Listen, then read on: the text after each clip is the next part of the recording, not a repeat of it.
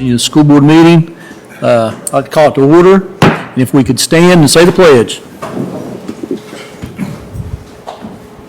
I pledge allegiance to the flag of the United States of America and to the republic for which it stands, one nation, under God, indivisible, with liberty and justice for all.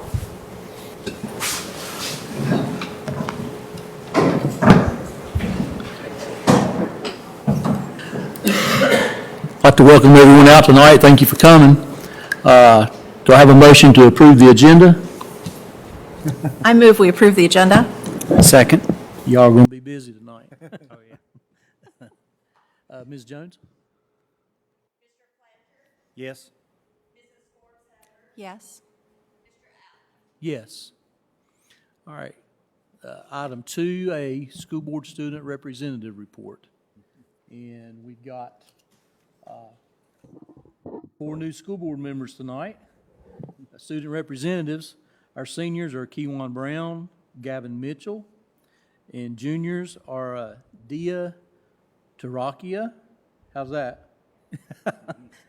And Amanda Rankin. And we're glad to have you guys and look forward to hearing reports as we go through the year.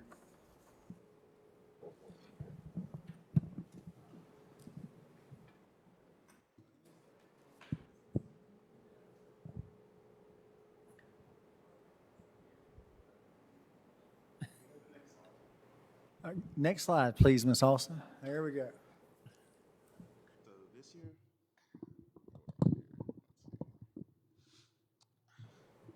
this year's student life has returned back to normal. Still. Choose your teacher voice. Student life has come back to normal this year with things like pepperonis, no masks, or activities.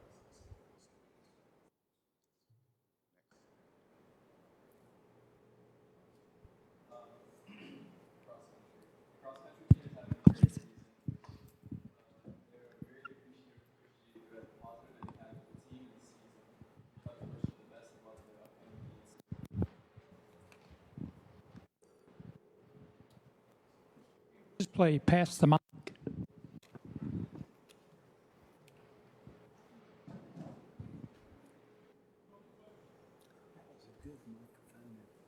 Next slide, Ms. Austin.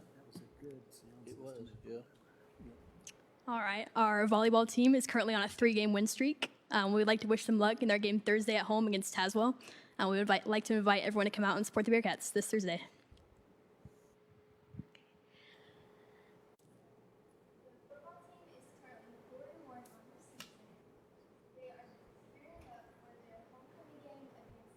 High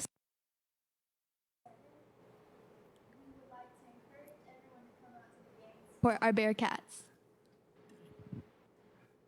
All right.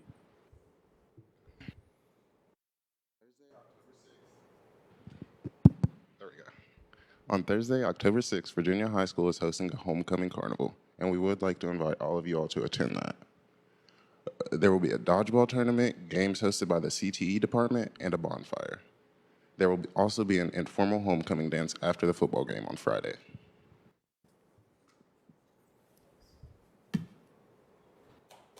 All right. Thank you all. There's some things going on there I wasn't sure about, so I appreciate the information. I just wanted to say thank you for the invitation to everything this week. I'm heading to Richmond after this for the week. I'm hoping to make it back Friday night for the game, so I won't be able to be at anything else, but I'm so excited to have you all here with us. You all are definitely the best part of the meeting, so I'm really glad to have you here, and thank you for your report, and I look forward to continuing to work with you. Thank you all. Good information. Like all the athletics, I think are doing pretty good right now. Good job. Thank you. All right, moving on to item 2B, Superintendent's Report. Dr. Perigin? Yes, sir, Mr. Chairman. Before I move on to the superintendent's report, does anybody have a picture of Kewan in his outfit today? We're having dress-up days for homecoming at the high school. Well, I think maybe at all the schools, but Kewan looked especially sharp in his dad barbecuing outfit. So anyway, appreciate you guys, your school spirit, and look forward to working alongside you guys for the remainder of the school year.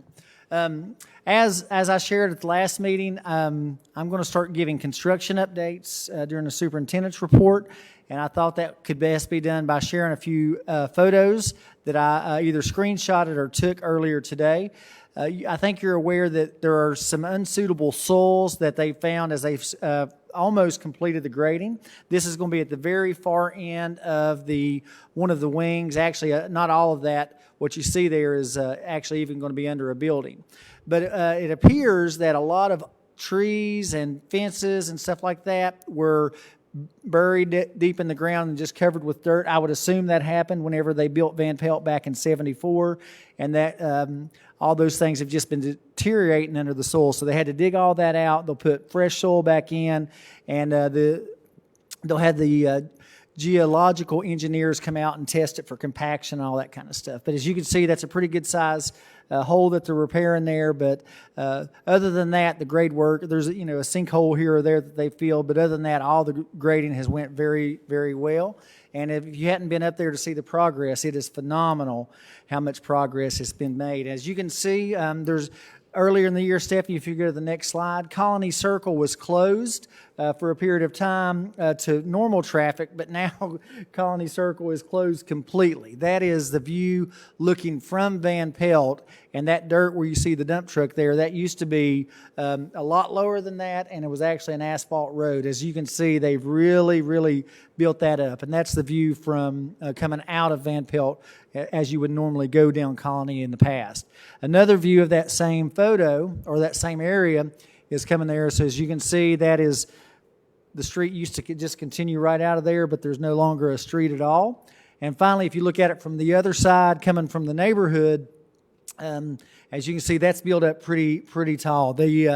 Actually, when this all is said and done, the dirt to the left there will be the new parking lot. The dirt to the right will be the ground, and not far from that, actually, will be the edge of the school. And that is going to be about 16 feet higher. The retaining wall will be about 16 foot higher than the road itself is currently. You can see they do have one little service road bearing off to the right while they continue to work on the main access road that'll come from Suncrest on the other side of the property. So, Dr. Perigin, there's going to be a retaining wall there? That was on my list of questions, because that's my view from my backyard. That will not be your view from the backyard. Gonna be a retaining wall? It's My not gonna just be understanding is it's going to be a grass? retaining Okay. wall Okay. right there, and there will also be a sidewalk stairs Okay. so that folks in the neighborhood can walk up to the property. Okay, that's great. So Thank you. handicap accessibility will still be from the front side of the building, okay. but folks in the neighborhood can walk up. There'll be some stairs that are added there. All right, and you're starting to see what the school is actually looking like. That's the outside of the cafeteria to the top of the photo there. As you can see, the block starting to go up, and then the block closest to us, that will be the office area. They've not got quite to the entrance to this part of the school, but you can see the entrance starting to happen on the part of the school that faces Van Pelt. So, I mean, that's some pretty phenomenal progress. If you haven't been up there even in the last week, a lot of action is going on. Getting with it. They are really getting after it. They're trying to get as much done before cold weather hits, obviously. The goal is to have the parking lot, the new parking lot paved, and the new access road paved by November, before the pavers, they quit making pavement because of cold weather. So they're working just as hard as they can to make sure that happens before cold weather sets in. What about under roof? What's the plan? We have a bi-weekly construction meeting with architects, the contractors, and everybody. We've not gotten that far in the process right now. I think their focus, I mean, obviously they're getting a lot of stuff done, but I think their focus grading now is to get those roads in. But to be under roof, I don't know what their goal is. Okay. If Stephanie will write a note for me, I'll be sure to ask that at the next bi-weekly meeting. And don't hide stuff underground because it will well, be found. that whole, in 1974, building codes as compared to 2022 are much different. And we don't know that for a fact, but I couldn't imagine why else there would be trees and other stuff buried underground. But anyway, that's No, so far, no arrowheads or other ancient relics or anything like that, but we're keeping our eyes open. Out of sight, out of mind. Yeah. If any board members or would like to go up and take a tour, we'll put our hard hats on and walk around. It's really exciting to see everything moving the way that it is. Happy to answer any questions. Any questions? Comments? Okay. Looks like they're moving right along. Exciting.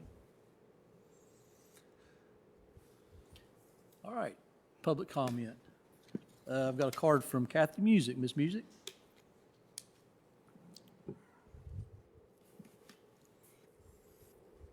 Good evening, Chairman Alvis, members of the board, Dr. Perigin. My name, as you said, is Kathy Music, and I just wanted to take a minute to remind everyone that Virginia Professional Educators offers grants and scholarships. Gave each board member a brochure, and in the middle of that, there is a paper that tells about those. The fall submission is November 15th, and teachers, whether you're a member of our organization or not, can write a grant.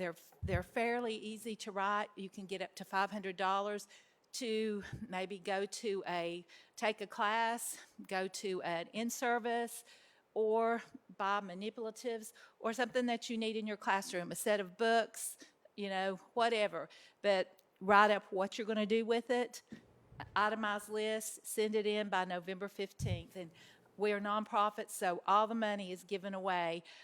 There's a girl, and I told her I was saying this in Scott County.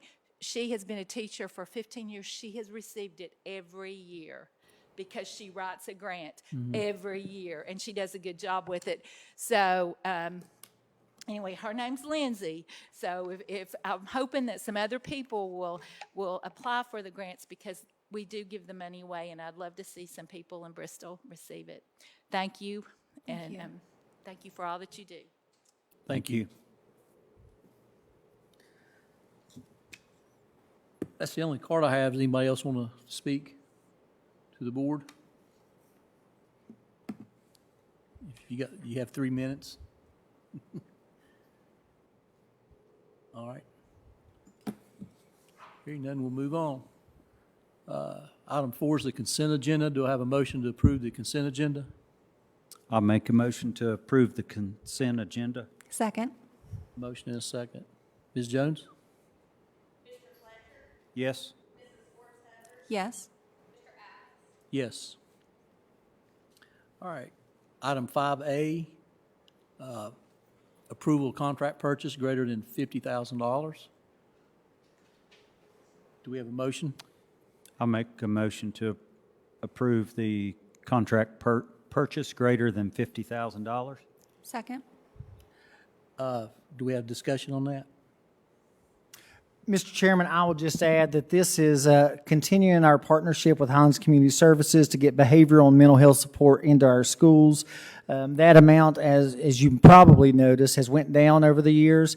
Part of that is because of the services that Highlands is able to provide. It's not that we don't need any more, but if you try to hire a behavioral health professional right now, it's almost impossible. But we are still using part of our CARES Act and ESSER funds to have some other mental health and behavioral supports along with this partnership with Highlands. My fear and greatest concern, if there's anything that's keeping me up at night right now, it is what are we going to do about supporting our students and our staff with behavioral and mental health once these ESSER funds are gone. I mean, because right now there's not a plan. Medicaid has cut back on what they're reimbursing for, and so we're, during the upcoming General Assembly, we're going to have to really work hard. But anyway, I'm getting off track. This is about our partnership with Highlands Community Services for $100,000, and the services are listed in the agreement. Does this work as a as-needed basis? It is. I mean, these folks are on staff and on site with us. Some move from building to building. Others are half a day in this building, half a day in another. But if there is a issue that comes up, they can change their location. But there is one of those positions that has a place that they go, but they really just kind of go to which building that they're needed in. I'll just add to your concerns. When I was in the schools last week checking in, I have like 2 pages literally of notes about the behavioral specialists, the need for more therapists, the need for more day treatment, that from staff and administrators, and just like, what are we going to do when this funding goes away? So I'm glad to see this, and I'll just echo your anxiety about that. All right. Ms. Jones? Yes. Yes. Yes. I didn't see what that was. I don't have the. Julie, approval of budget revision. Do we have a motion for approval of budget revision number 2 for the 2022-2023 school board year? I move we approve budget revision number 2. Second. Ms. Jones? You want me to explain? Yeah, yeah. This budget revision contains some budget revenue adjustments, with the most significant one being line item 131, which is an E-rate funding source from the prior year that will not be received this year. There is an offsetting expenditure in the exact same amount, so it's a net effect of 0 to our budget. The primary adjustment to expenditures in this revision is to reflect personnel changes since our original adopted budget back in May, June. And the total net decrease in revenues and expenditures of $110,667.93. There were no amendments made to the other funds at this time. Okay. Be happy to answer any specific questions. Any questions? All right, hearing none. Ms. Jones? Mr. Fletcher, Yes. Mrs. Fortsover, Yes. Mr. Atlas. Yes. All right, item 6A, discussion of the IB program. Mr. Ritchie.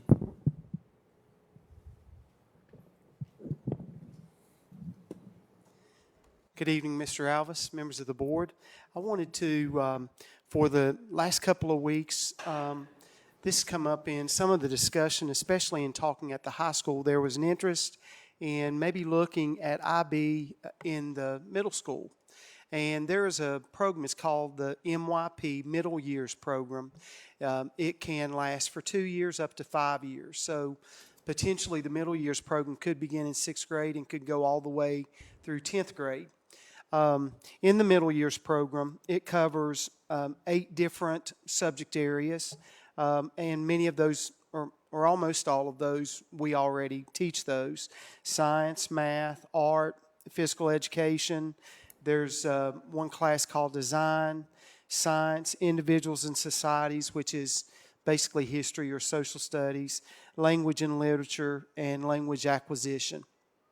And in all of those, of course, all of the teachers who teach IB, there's a requirement that they go through training.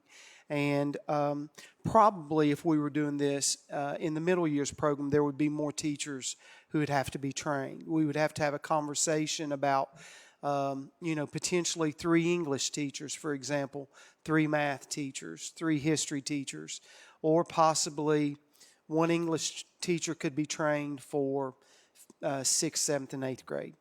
There is an expectation that there's interdisciplinary work that's going on between at least 2 subject area teachers. One thing that I think is a plus is that there are not as many external examinations that are required by IB. That certainly makes me feel a little bit better serving as the IB coordinator. One thing that I think is a huge concern, though, is that one of the classes that is taught is called language acquisition, and there is a requirement that every year of the program, students would take, or there would be 2 foreign languages offered. And years ago, when I was principal at the middle school, we had French and Spanish. Some of you may remember Dawn Hancock, who was gifted. She taught English, Spanish, and French. And, of course, we were sorry to see her go, but, they are just not around now. So, if we went this route, it would really require hiring at least 1 more foreign language teacher, and that would be costly. The potential training costs could be fairly large. I just went through thinking about all of the teachers that I believe would need to be trained, thinking about one teacher per subject, and I think that could be around 35,000. If we thought about training multiple English, math, social studies teachers, it would be more. But I think the biggest rub with that would be we would be offering foreign language, which we do not do right now, but it doesn't mean we could not, to sixth grade students, seventh grade students, then eighth grade students. So anyhow, when I began that investigation, I had a lot of interest in it because, first of all, you're not competing against dual enrollment. And the thing that I heard over and over at the high school was, if we have a chance to build this at the high school, we need to build it at the middle school. So in talking to Dr. Perigin, my plan, we have curriculum advisory toward the end of this month and advanced programs advisory, one on the 20th and one on the 27th. Invitations are going out right now. And we'll be having conversations about that as well. In looking at the map, there are schools that are really probably the closest might be Fredericksburg that offers a middle years program in the state of Virginia.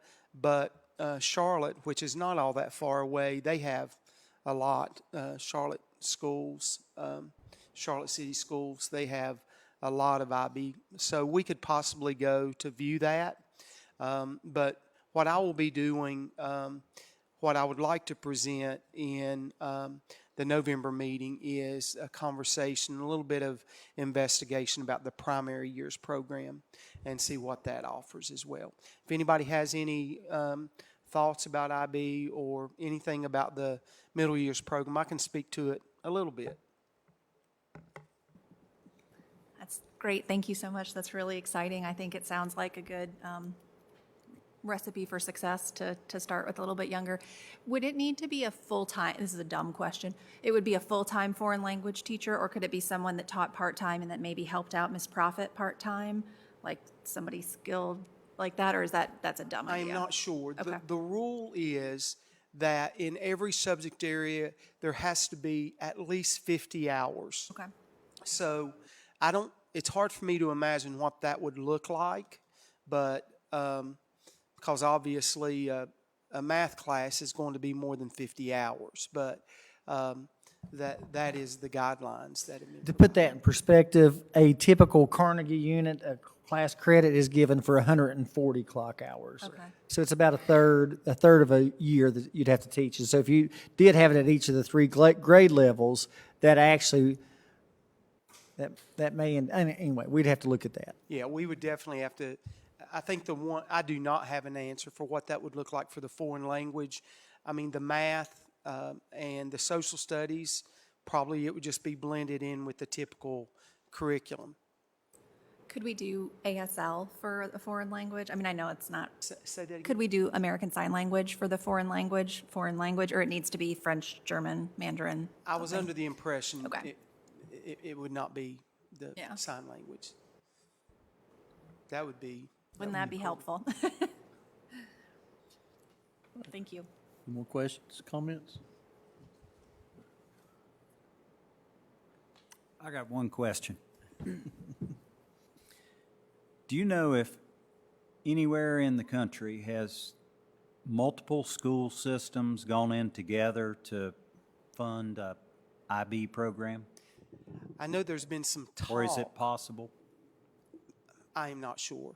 I think there has been some talk about an online component that might be being built in right now. That is new, I think, to IB, but I think that is in the process of being developed. Training that I went to this summer, that was one of the things that I wrote. I explained to him our Region 7 concept and what we were doing with online kids. He said that's very interesting.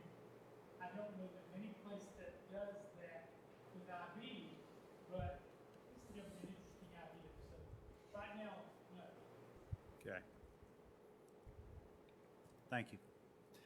I'm sending the board an email now about a conversation that the coordinator of the Region 7 Academy had with IB at our request. That gives you a little bit of that background. All right, Thank you. thank you, Gary.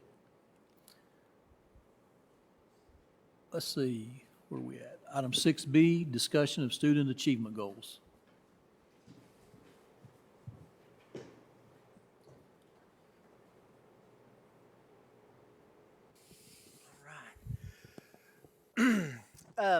Good evening, members of the board again, and all of our guests. And so good to see our student representatives here with us tonight. And thankfully, this is a short meeting, as you guys won't.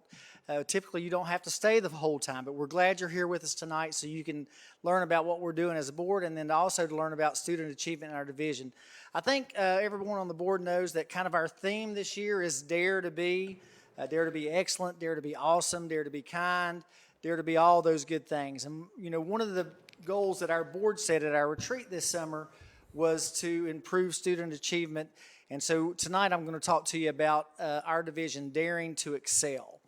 And so, Ms. Jones, if you'll, just to give you a quick summary of kind of where we are with the new accreditation standards, if you look at where we were coming out of the pandemic in 2021 in these areas, the Department of Ed puts you into a category of red, yellow, or green.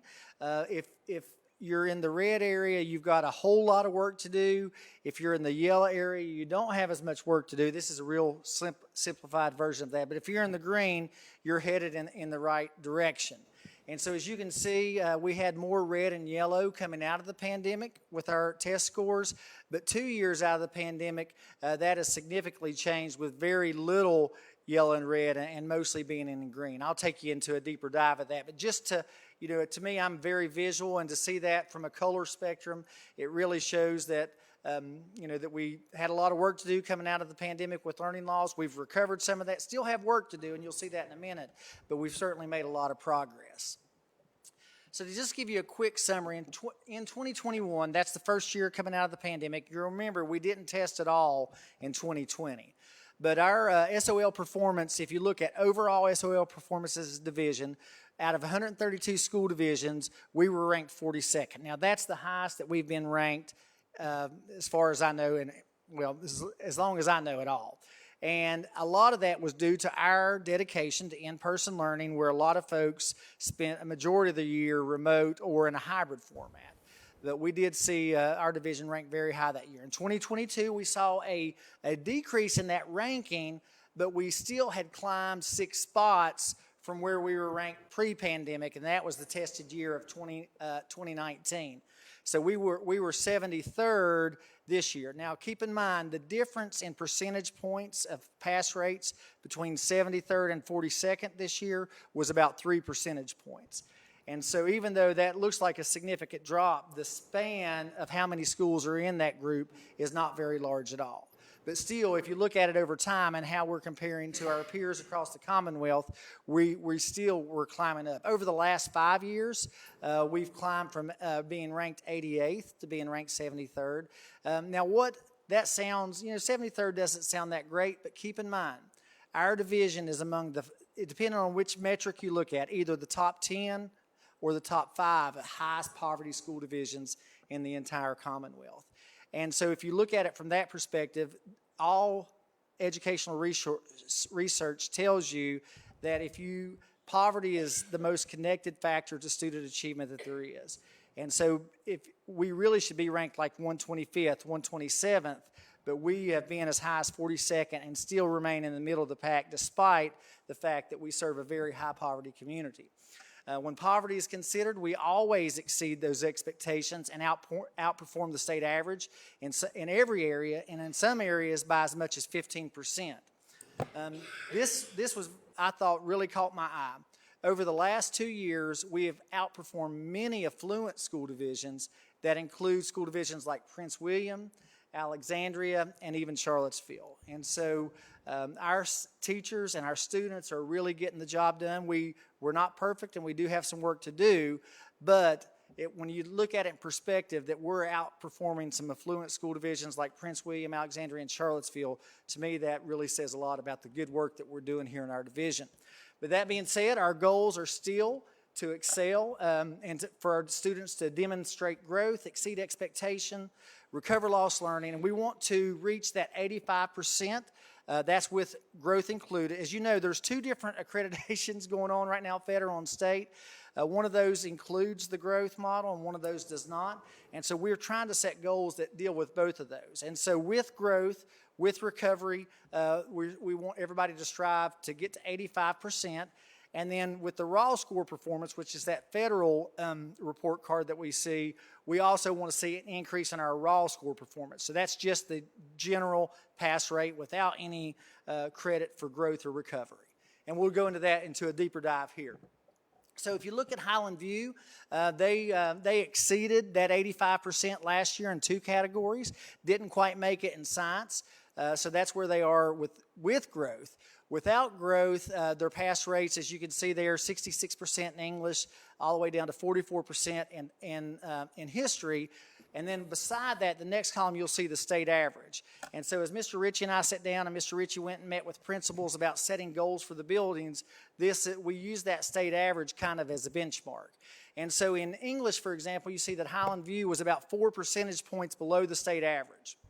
And so we didn't want to set any goals for growth lower than 5%. So if it was more than 5%, that we set our goal as that. But if it was less than 5%, we used 5%. And we just wanted to go ahead and stretch beyond that. And so we did set a goal for Highland View to stretch by 5% and that would get them to 71%, which would be over this year's current state average. And to put that in perspective, to show just how doable that is, but also to call attention to being a small school division, every single pass and every single fail really has a big impact on what those accreditation numbers look like. And so we only have to have 8 more students pass in English at Highland View in order to increase our percentage by 5% to get to that 71. Our pass rate was 6% below the state average in math at Highland View. That in order to meet that, we'll have to get 5 additional students to pass. We were just 2% below in science, and so we set a 5% goal there. Now in history, we were significantly below, about 22% below the pass rate there. Keep in mind, only 1 grade tested history at the elementary level, and Highland View is such a small school that really to increase by 22% from last year to this year, it'll only take 5 additional passes in history. So even though we are setting some good, solid goals with high percentage gains, the number of students that it takes to reach that is really not that significant. It's very doable. So I won't say this for every slide, but what I'll tell you is we're focusing on 2 different groups of students. Those that were really close to passing, and we're going to identify those and try to get those students to grow that much in the pass rate. And we have some students that still were significantly below that passing, but we're going to focus on growth for those students. So every student, we're going to have a goal set for those students, and some students will be focused on getting them to proficiency in 1 year.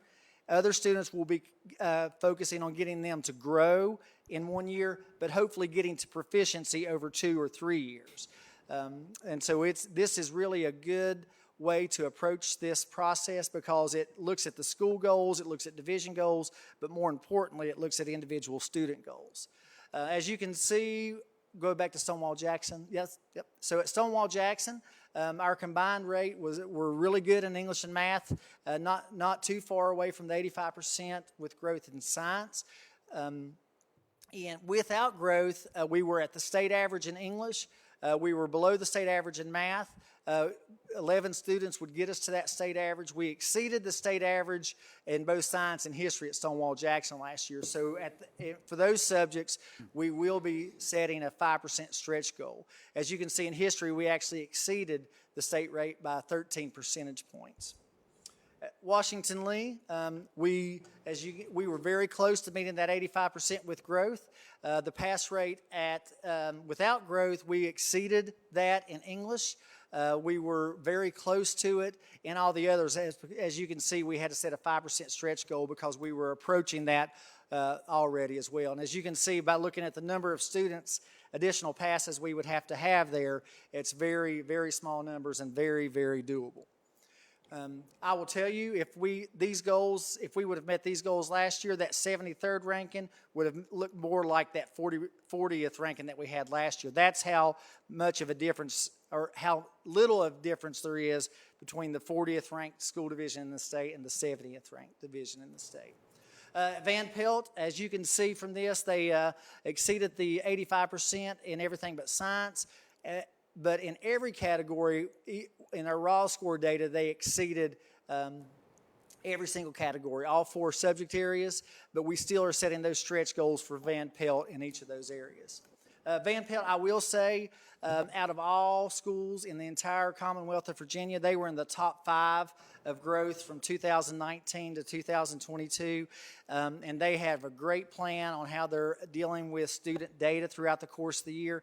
And so I'm really just giving you an overview of what our goals are, but the hard work really happens with Gary and our principals and our teachers as they have data meetings and look at each student's data and determine what it is that each student needs in order for them to show growth or to pass that test. Moving on to the middle school, as you can see there, we didn't quite get to 85% in our combined rate. We did exceed the state average in 2 subjects. We were a little bit below the state average in 3 subjects, but still very, very close. Now, you're going to start to see the number of students increase, but as you know, all 4 elementary schools grow together to at Virginia Middle School, and so those smaller numbers, 5 or 6, combine to make it more look like 25 or 35. But still, out of a student population of over 400 students, that 25 is just a small percentage of those students that we would need to see growth there as well. And then moving on to the high school, they exceeded the combined rate in English, and we're right there at it in graduation. Actually, that graduation number is not exactly right. The state credited us for some students that did not graduate the year before, but we held on with them for another year trying to get them to make up those last few classes. And so really that graduation rate, even that we're reporting what the state reports, but in all actuality it was actually higher because we got the dropouts from the year before actually ended up counting twice. That, we wanted to keep them on the roll though because we wanted to give those students an opportunity to earn it even if it took them a little bit longer. As you can see, without growth, Virginia High School was right at the state average in 2 subjects and not quite as close, but actually they exceeded the state average in math, and we're right at the state average in the others. As you can see, the goals that we have set still has just a really small number of students that it will take to get there. And so finally, I don't know, if you don't know, are any of you guys in our child care class? Are y'all taking the child care class that we have? You would know my grandson here. My grandson this summer was catching lightning bugs with his mom, and he'd already caught a bunch of lightning bugs, but his mom said it was time to go in. And she said, well, you've already caught a bunch of lightning bugs. How many more do you want to catch? And my grandson Paxton said, I want to catch all the lightning bugs. And even though he can never catch all the lightning bugs, when we strive for excellence and we strive for doing something more and something greater, we may not get all the way to that point, but we'll certainly get higher than we ever have before. And so I thought that was a perfect picture for what it is that we're trying to do. We may not get to 85% in every single category. And we set that same goal for ourselves last year, and we didn't get to all 85%. But we got to 85% in a lot. We exceeded 85% in some, and we got very close in others. But I think if we set our goals high, we may not reach them, but we'll certainly get a lot further along if we set high goals and aspirations for ourselves and for our students than if we do the opposite. And so I think that everything that we've set forth as far as our goals are very doable and attainable. And I think I've talked to some folks, my job now is to get out of the way and provide the resources that our staff need to get the job done.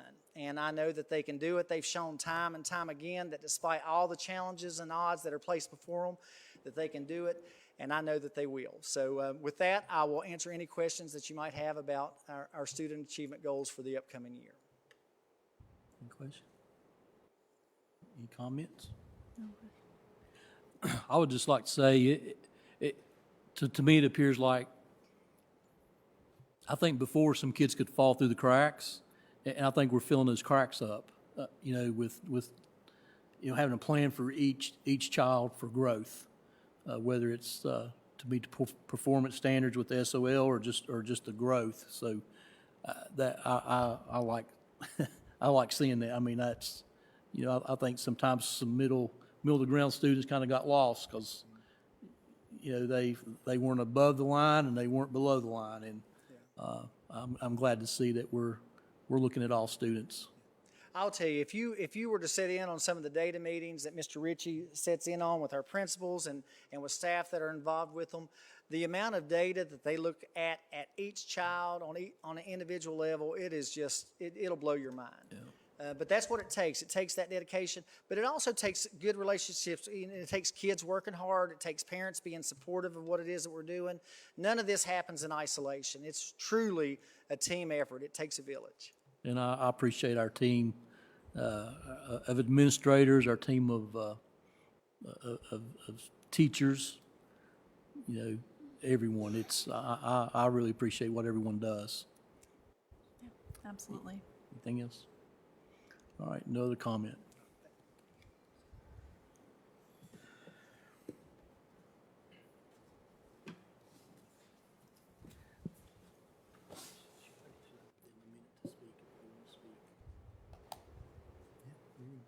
Public comment again? Is that what you mean? Yeah. Okay, yeah, sure. Yeah.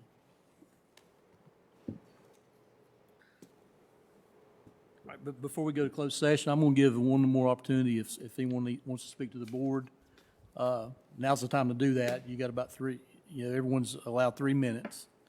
And if anyone wants to do that, I'll give you an opportunity to do that. And if not, we're going to move on to closed session.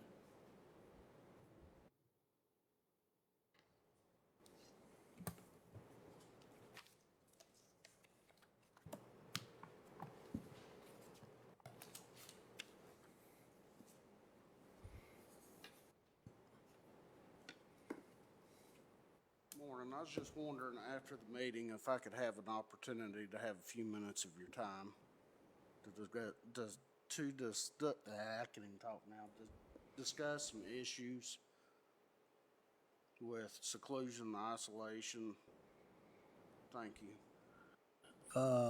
We really can't do that. Can't do it together. We can't do it together. It's not on the agenda to be in closed session, and we can't do that. It's got to be added to the agenda. It'd be the next meeting before we could do that. I mean, you can talk to us individually, but we can't meet as a group. We can't do that. Well, can we meet individually after then? That'd be fine. Yeah. All right. Thank you. All right. Mr. Fletcher, you read us into closed session? Pursuant to Section 2.23711A1 of the Code of Virginia, I move that the board convene a closed meeting for the purpose of discussing the following matters: discussion of certain personnel, recommendation for employment, and resignations. Second? We have a motion and a second. Ms. Jones? Yes? Yes. Yes. With that, we'll go to closed session.